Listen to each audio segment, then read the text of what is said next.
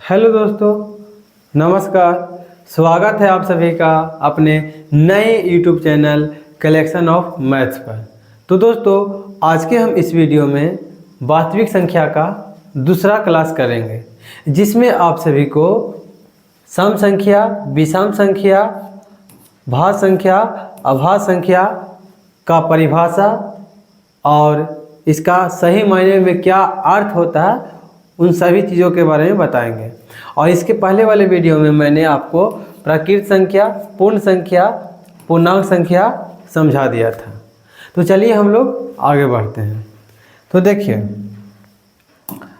आपका जो सबसे पहला है, हम इसके पहले सब पढ़ा दिए हैं।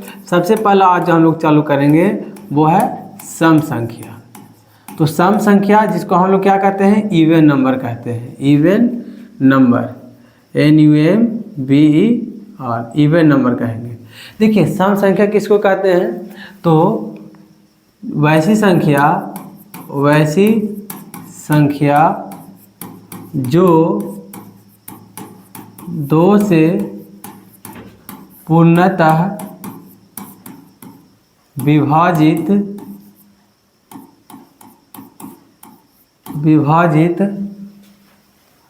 हो जाता है उसे सम संख्या कहते हैं। उसे सम संख्या कहते हैं। जैसे में आपका एग्जाम्पल हो जाएगा। जैसे देखिए, कोई भी दो से कट जाएगा। कौन सा कटता है, 2, 4, 128, 256, 324। ये सभी संख्याएं क्या है, जो दो से कट जाती है। देखिए, इसके लिए कुछ और भी है। वैसी संख्या जिसके अंत में, ऐसे भी लिख सकते हैं कि वैसी संख्या जिसके अंत में 0, 2, 4, 6, 8 रहे वह संख्या दो से विभाजित होती है। दो से विभाजित होती है। देखिए, जिस भी संख्या के अंत में 0, 2, 4, 6, 8 रहे, वो संख्या दो से आपका विभाज्य हो जाएगा। यहाँ पे देखिए, 2 है, 4 है, 8 है, 6 है, 4 है। और हम एग्जाम्पल के लिए और कुछ ले लें तो 2.00 ले लीजिए। 0 भी यदि लास्ट में रहता है तो वो भी संख्या दो से आपका क्या हो जाएगा, विभाजित हो जाएगा। यहाँ तक आप पहले भी पढ़ चुके होंगे। इसके बाद जो आपका एग्जाम में क्वेश्चन पूछता है, जैसे पूछेगा आपसे, देखिए सबसे पहले आपसे पूछेगा कि सबसे छोटी सम संख्या कितना होगा। तो सबसे छोटी सम संख्या की अगर हम बात करें तो सबसे छोटी सम संख्या आपका हो जाएगा 2। फिर है आपका सबसे बड़ी सम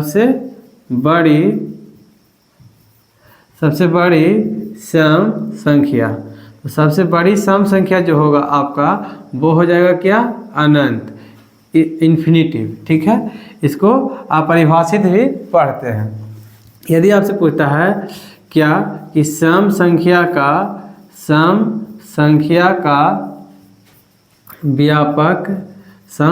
का व्यापक रूप क्या होता है, तो वो आपका होता है क्या, 2n हो जाता है। फिर आपसे अगर पूछता है कि n लगातार सम संख्या का योग क्या होगा, तो उसके लिए फॉर्मूला होता है n × n+1 हो जाएगा। ठीक, ये सभी बातें सम संख्या से संबंधित आपके एग्जाम में पूछे जाते हैं। अब इसका एग्जाम्पल हम देख लीजिए। अगर हम आगे बढ़ते हैं तो देखिए,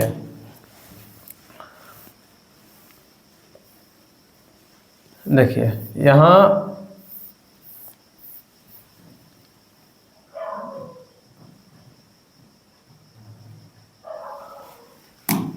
यदि आपसे एग्जाम में पूछता है कि प्रथम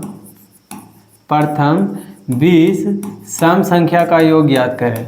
प्रथम 20 सम संख्या का योग ज्ञात करें। प्रथम 20 सम संख्या का योग ज्ञात करें।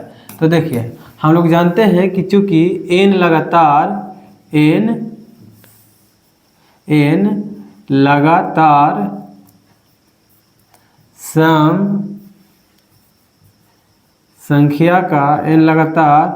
सम संख्या का योग क्या होता है?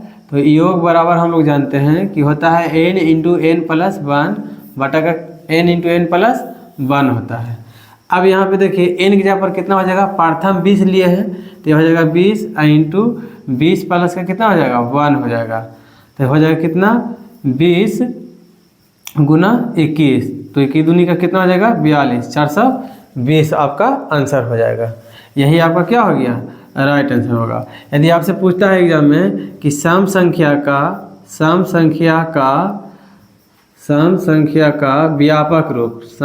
का व्यापक रूप आपसे पूछता है एग्जाम में, व्यापक रूप क्या होगा? ऑप्शन ए में रहेगा आपका, ऑप्शन ए में रहेगा कितना? n, ऑप्शन बी में रहेगा 2n, ऑप्शन सी में रहेगा 2n प्लस 1, ऑप्शन डी में रहेगा 2n माइनस 1। इस प्रकार का ऑप्शन रह सकता है। तो सम संख्या का जो व्यापक रूप होगा वो क्या होता है? 2n। यही आपका क्या हो जाएगा? Right answer. यदि आप इतनी सारी बातें सम संख्या से संबंधित जान लेते हैं तो आपको एग्जाम में सम संख्या का कोई भी प्रश्न नहीं छूटेगा। अब हम आगे बढ़ते हैं विषम संख्या की ओर। तो देखिए आपका नेक्स्ट है आपका विषम संख्या। विषम संख्या को हम लोग ऑड नंबर के नाम से जानते हैं, ऑड नंबर। अब देखिए विषम संख्या क्या होता है? तो विषम संख्या वैसी संख्या जो 2 से पूरा विभाजित नहीं होती है उसे विषम संख्या कहते हैं। यहाँ पे लिखेंगे कि वैसी संख्या जो 2 से पूरा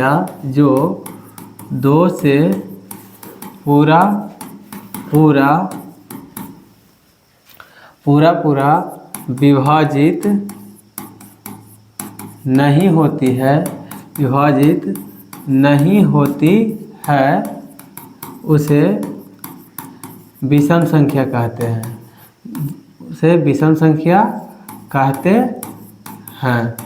अब यहाँ पे देखिए वैसी संख्या जो 2 से पूरा विभाजित नहीं होती है उसे विषम संख्या कहते हैं। जैसे में देखिए अगर हम जैसे की बात करें तो जैसे में देखिए आपका हो जाएगा कितना? 1 हो जाएगा, 3 हो जाएगा, 5 हो जाएगा, 7 हो जाएगा, 9 हो जाएगा और 11 हो जाएगा इत्यादि कर दीजिए। ये सभी संख्याएं जो हैं 2 से पूरा विभाजित नहीं होती है। और भी ले सकते हैं 367 ले सकते हैं, 477 ले सकते हैं, 371 लिख सकते हैं, 553 लिख सकते हैं, 500 क्या हो जाएगा? 553 ले लीजिए। सिर्फ यहाँ आपको देखना है 2 से, ठीक है। तो जो 2 से विभाजित पूरा नहीं होगा ये सभी संख्याएं हैं जो आप 2 से आपका पूरा विभाजित नहीं होगा। अब इससे संबंधित कैसा प्रश्न पूछेगा? तो सबसे पहला आपसे अगर बनता है प्रश्न तो पूछ सकता है आपसे कि सबसे छोटी विषम संख्या क्या होगा? तो सबसे छोटी विषम संख्या, तो सबसे छोटी विषम संख्या बराबर आपका कितना हो जाएगा? 1 हो जाएगा। फिर आपसे पूछेगा कि सबसे बड़ी विषम संख्या बराबर कितना हो जाएगा? तो अनंत हो जाएगा, ठीक है। फिर आपसे पूछेगा कि सम संख्या की क्या पूछेगा आपसे? देखिए पूछेगा कि विषम संख्या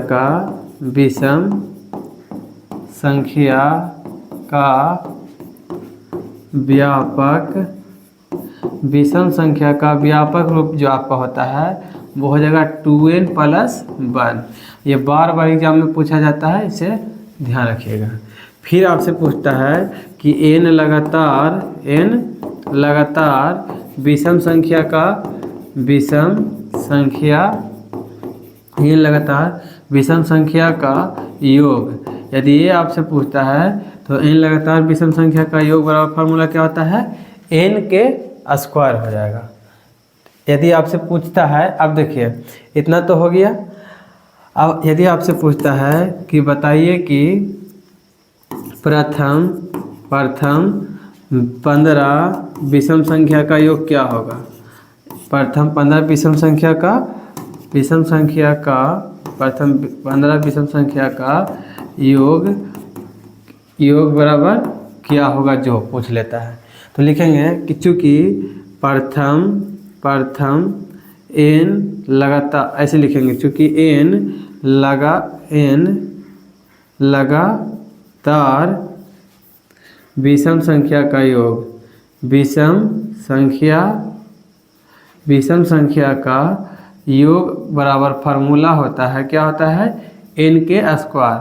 अब यहाँ पे देखिए, यहाँ पे बोला कि प्रथम 15 को लेना है, तो प्रथम 15 यानी n की जगह पर कितना हो गया 15, तो ये आपका हो जाएगा 15 का स्क्वायर हो जाएगा। 15 का स्क्वायर कितना होता है 225, और यही आपका क्या हो जाएगा, राइट आंसर हो जाएगा। फिर इससे संबंधित और एक प्रश्न पूछेगा, आपको बोर्ड एग्जाम में पूछ सकता है कि बताइए कि विषम संख्या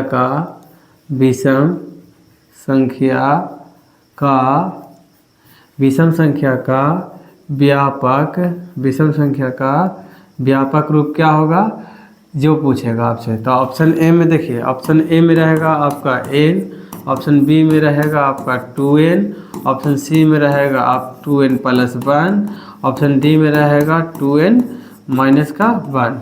तो विषम संख्या का जो व्यापक रूप होता है वो 2n प्लस का क्या होता है 1 होता है, 2n + 1।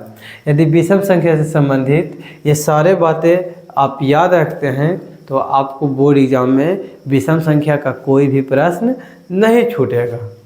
अब हम अगले नंबर अभाज्य संख्या की तरफ बढ़ते हैं। तो देखिए अभाज्य संख्या, सबसे पहले देखिए अभाज्य संख्या को हम लोग या इसी को कहते हैं रूढ़ संख्या। रूढ़ क्या कहेंगे, रूढ़ संख्या। इसे इंग्लिश में हम लोग कहेंगे प्राइम नंबर, इंग्लिश में कहेंगे प्राइम नंबर। अब देखिए अभाज्य संख्या क्या होता है, तो सबसे पहला बता देते हैं कि एक से बड़ी वे सभी संख्याएं जिसका अभाज्य गुणनखंड एक और स्वयं के अलावा मौजूद हो, या हम कह सकते हैं कि एक से बड़ी वे सभी संख्याएं जो एक और स्वयं के अलावा किसी और से विभाजित ना होती हो। जैसे देखिए हम लिखेंगे कि एक से बड़ी वे सभी संख्याएं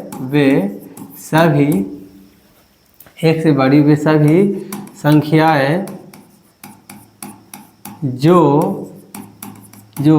एक और स्वयं के अलावा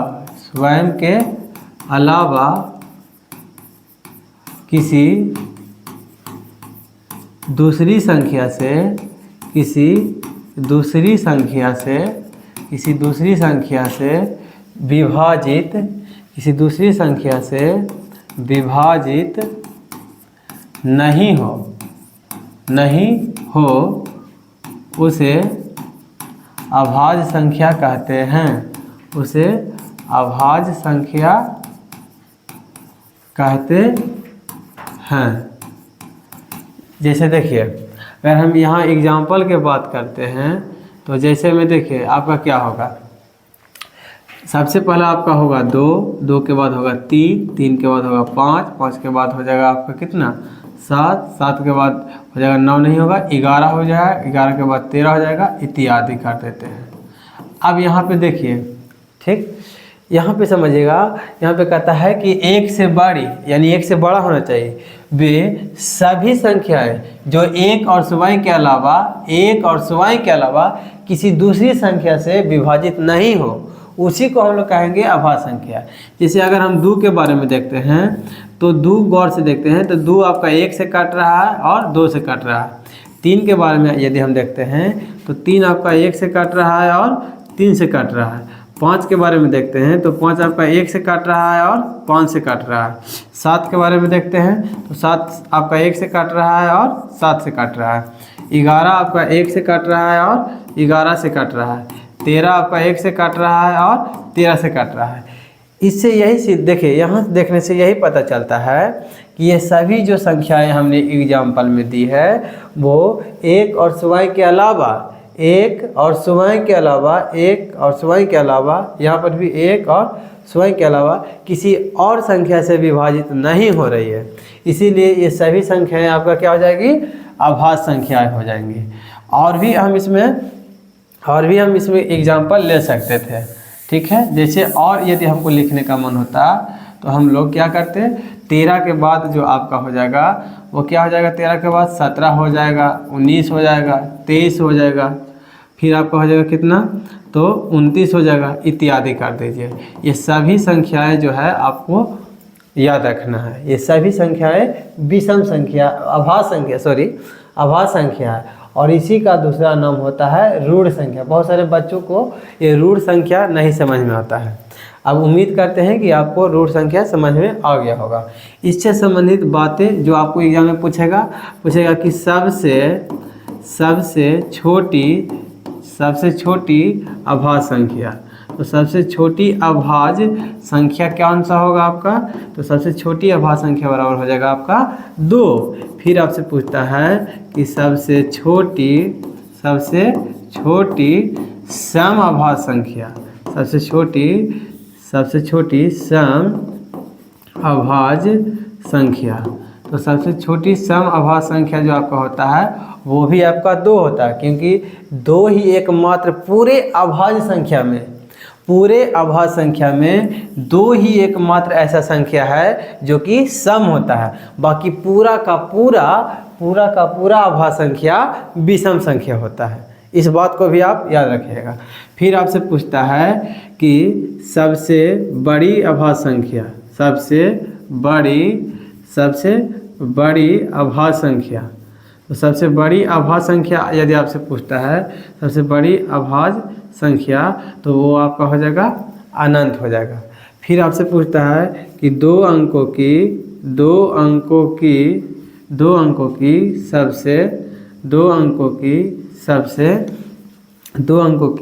सबसे छोटी अभाज्य संख्या, 2 अंकों की सबसे छोटी अभाज्य संख्या यदि आपसे पूछता है तो 2 अंकों की सबसे छोटी अभाज्य संख्या आपका कितना हो जाएगा, 11 हो जाएगा। फिर आपसे पूछता है कि बताइए कि 2 अंकों की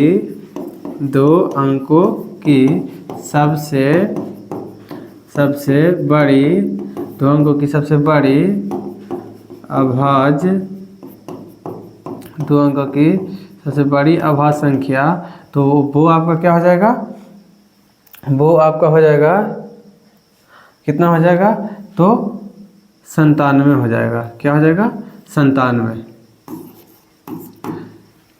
आपका 97 हो जाएगा। फिर आपको अभाज्य संख्या से संबंधित क्या पूछेगा, तो अभाज्य संख्या से संबंधित और भी यदि आपसे पूछता है तो देखिए, आप सबसे छोटी अभाज्य संख्या आपका हो जाएगा 2, सबसे छोटी सम अभाज्य संख्या कहेगा तो आपका हो जाएगा 2, सबसे बड़ी अभाज्य संख्या आपका हो जाएगा अनंत, 2 अंकों की सबसे छोटी अभाज्य संख्या 11, 2 अंकों की सबसे बड़ी अभाज्य संख्या 99। यदि आपसे पूछता है क्या, और भी पूछ सकता है कि बताइए कि 1 से 50 तक, 1 से 50 तक के बीच में, 1 से 50 तक के बीच में अभाज्य, 1 से 50 तक के बीच में अभाज्य संख्या की संख्या बराबर कितना होगा, तो वो आपका हो जाएगा कितना, तो 15 हो जाएगा। कितना हो जाएगा, 15। यदि आपसे पूछता है क्या कि 1 से 100 तक के बीच में, 1 से 100 तक के बीच में अभाज्य संख्या की संख्या यदि आपसे पूछ लेता है तो 1 से 100 तक के बीच में अभाज्य संख्या की संख्या टोटल कितना हो जाएगा, तो 25 यानी 25 हो जाएगा। यदि आप इतना सारा बात अभाज्य संख्या से संबंधित याद रखते हैं तो आपको बोर्ड एग्जाम में अभाज्य संख्या का कोई भी प्रश्न नहीं छूटेगा। अब हम नेक्स्ट संख्या अभाज्य के बाद भाज्य पर चलते हैं। तो देखिए अगला जो आपका है वो है भाज्य। अगला आपका है क्या, भाज्य संख्या, भाज्य संख्या। इसी को हम लोग कहते हैं यौगिक संख्या। क्या कहेंगे, यौगिक संख्या कहते हैं। भाज्य संख्या को हम लोग कहते हैं यौगिक संख्या, और भाज्य संख्या को हम लोग क्या कहेंगे, फैक्टोरियल नंबर कहते हैं। भाज्य संख्या को हम लोग क्या कहेंगे,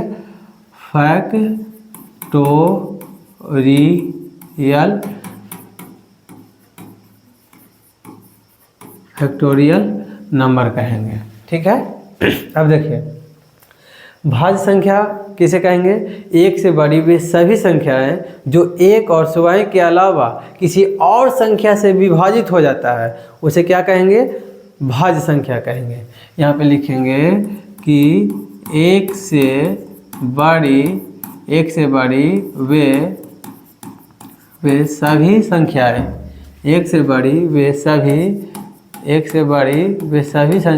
संख्याएं जो एक और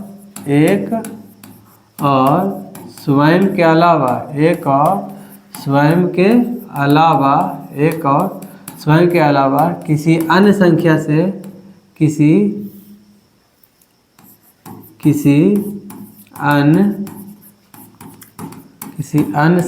से विभाजित हो जाती है, किसी अन्य संख्या से विभाजित हो जाती है उसे भाज्य संख्या कहते हैं।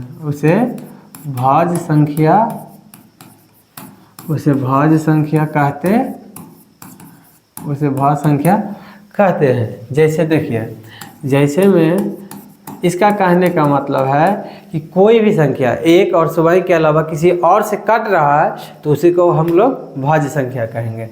तो सबसे छोटा जो आपका भाज्य संख्या होता है वो आपका 4 होता है। इसे आप याद रखिएगा।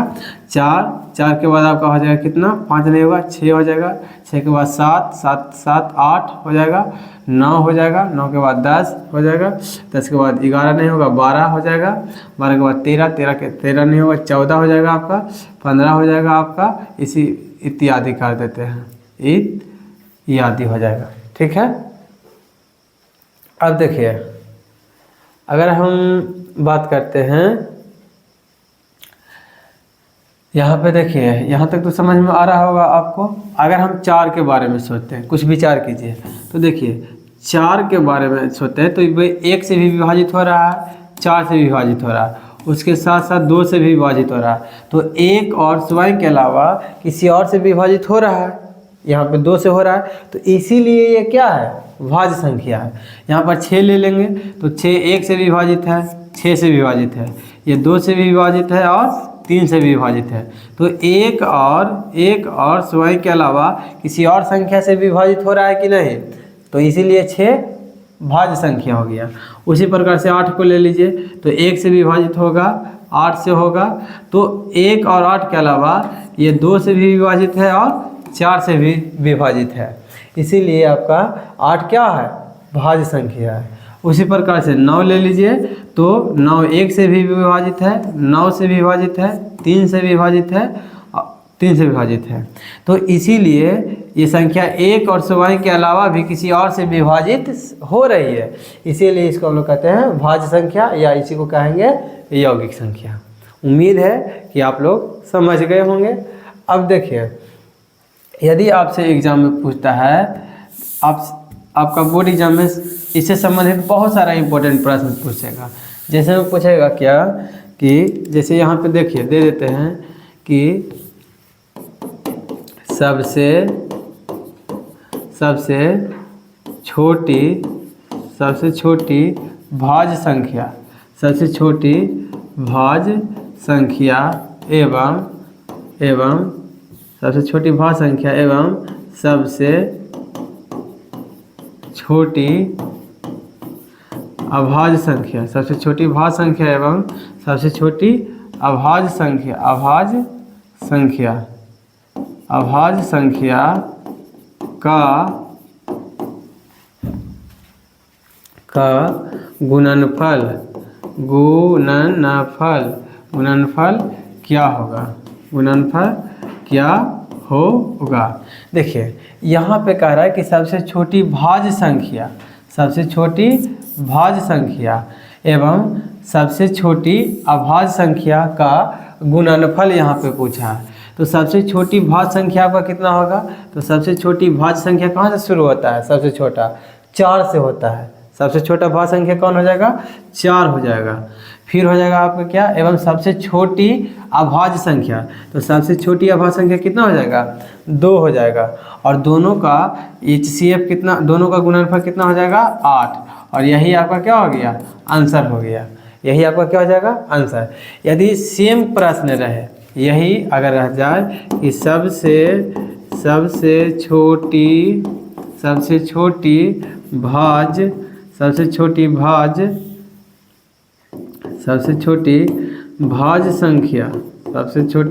संख्या एवं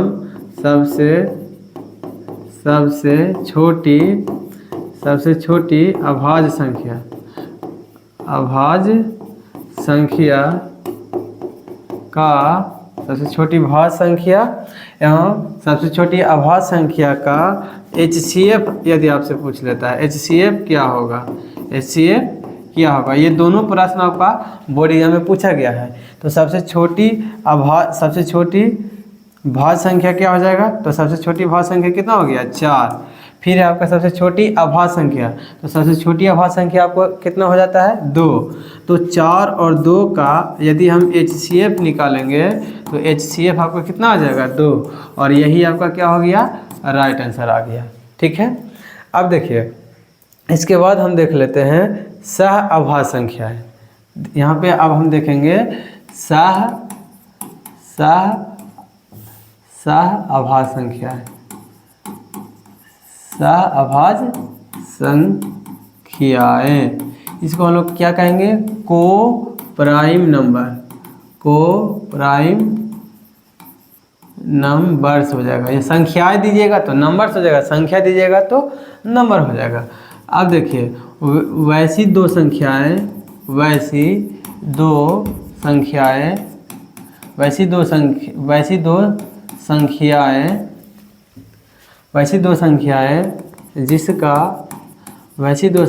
जिसका HCF बोले तो मासा को हम लोग कहते हैं महत्तम समावर्तक, मासा 1 होता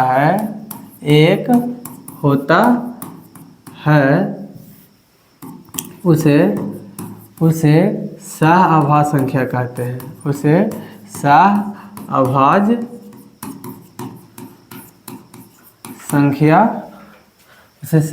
संख्या कहते हैं। जैसे में देखिए यदि हम आपसे पूछ लेते हैं क्या कि देखिए जैसे में हम यहाँ पे ले लेते हैं, जैसे में कि कोई भी दो संख्या ले लीजिए, एक ले लीजिए 3 और एक ले लीजिए 4, तो 3 और 4 का HCF कितना हो जाएगा? तो 3 और 4 का HCF बराबर कितना हो जाएगा? आप निकालिएगा तो 1 आएगा। इसलिए हम कह सकते हैं कि 3 और 4 संख्याएं आपस में क्या है? सह अभाज्य है। फिर आपका 3 4 हो गया, आपका हो जाएगा कितना हो जाएगा? तो 7 और 5 भी आपका क्या हो जाएगा? सह अभाज्य हो जाएगा। फिर यहाँ से ले लेते हैं, कितना ले लेंगे? 9 11 भी आपका कितना हो जाएगा? सह अभाज्य हो जाएगा। देखिए आपसे एग्जाम में पूछेगा कि इनमें से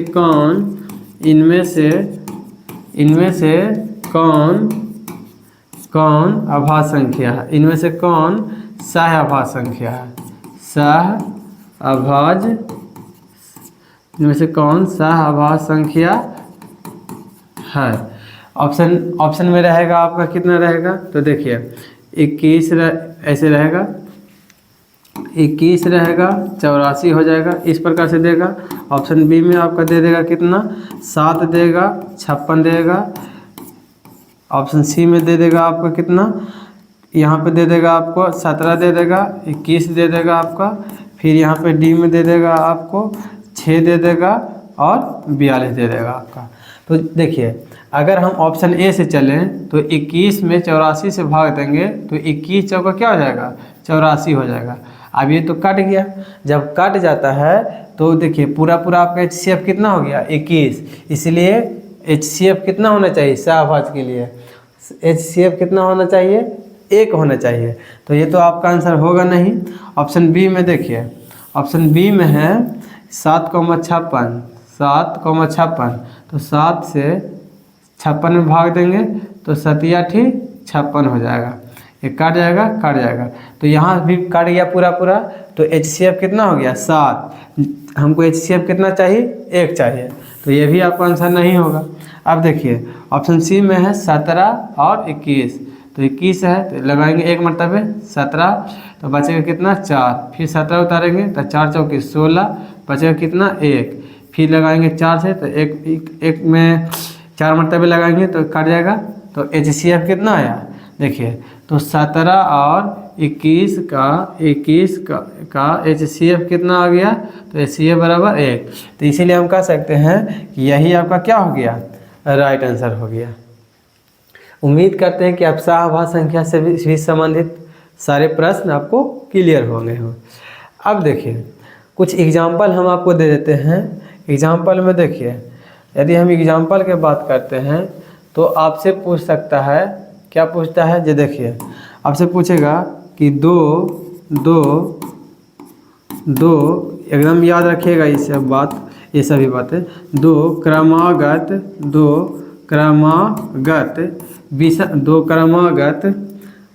अभाज्य संख्या,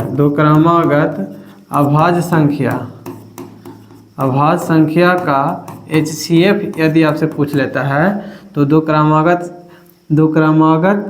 अभाज्य संख्या का HCF हमेशा कितना हो जाएगा, 1 हो जाएगा। यदि आपसे पूछता है कि दो क्रमागत का मतलब होता है लगातार। अब दो लगातार संख्या ले लीजिए 3 और 5, जब HCF लीजिएगा तो आपका HCF कितना आएगा, 1। दो क्रमागत